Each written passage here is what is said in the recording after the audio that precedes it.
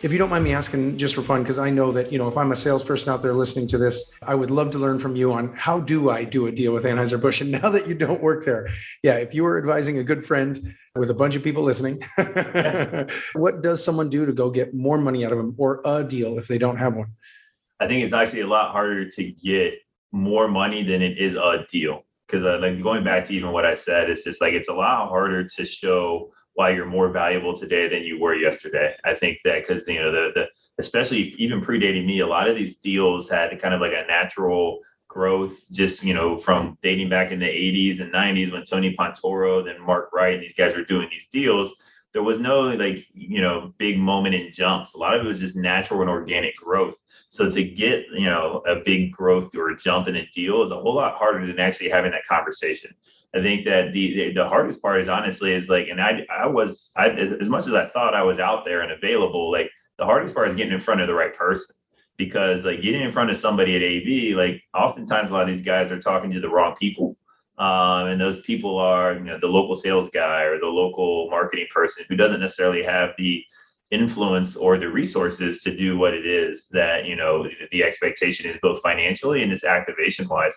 I think the second part is too is like, and this is the hardest part, is finding a brand within their portfolio that fits like what it is they're trying to do. I'll never forget, is like I wanted to do a deal, and Matt Davis, who's at AD now too, like we wanted to do a deal with two properties. We just can never find a brand fit. And the one for me personally, and Matt, was the WWE.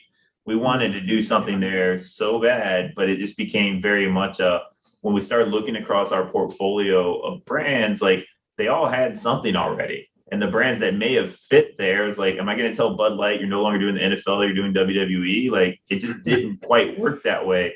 So like there was properties that came to us, and we met with Paul Rabel 3 or 4 times, and it was just like we wanted to be in the PLL, but there's only so much to go around. So finding the right brand and the opportunity is not necessarily you even have the wrong pitch. It was just that it became either a timing issue, or it just became like, what else are they going to sacrifice to take me over somebody?